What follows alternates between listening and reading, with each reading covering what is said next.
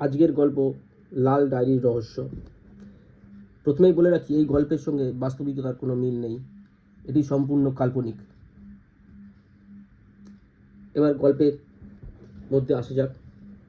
উপলব্ধি করুন, স্টেজটা অন্ধকার, দুটো চরিত্র, ওপর দুটি স্পটলাইট। একটি চরিত্র গোয়েন্দা অনির্বাণ, আরেকটি অপরাধী বিকাশ। গোয়েন্দা অনির্বাণ, যে কিনা আত্মবিশ্বাসী, তীক্ষ্ণ তার কণ্ঠস্বর। বিকাশের কাঁপা কাঁপা গলা। পালানোর চেষ্টা করবেন না বিকাশবাবু, এই ঘরে সবকটা জানলাই বাইরে থেকে বন্ধ করে এসেছি।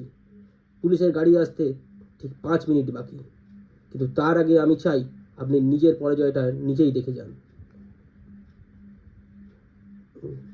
বিকাশবাবু তখন বলে উঠলেন, আমি কিছু বুঝতে পারছি না অফিসার, কিসের পরাজয়?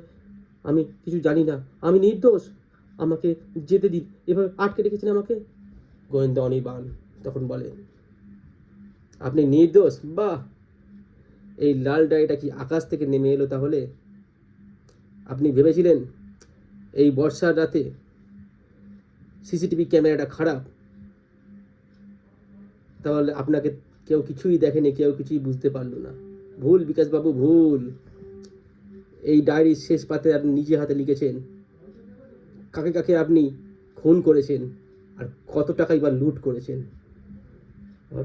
বিকাশবাবু তখন বলে, ওটা আমার ডায়েরি নয়, ওটা কেউ এখানে রেখে গিয়েছে, আমাকে ফাঁসানো হচ্ছে স্যার, আমায় যেতে দিন স্যার।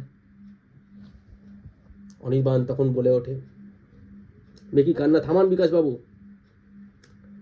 আপনি যখন ভিকটিমের ঘরে ঢুকেছিলেন তখন আপনার দামি ঘড়িটা ওখানেই পড়ে গিয়েছিল, ওটা সরাতে গিয়েই তো আপনি ডায়েরিটা ওলটপালট করে ফেলেছিলেন, আর তাতেই আপনার হাতের ছাপ। না না না বিকাশবাবু, না, পকেট থেকে রিভলভার বার করার চেষ্টা করবেন না,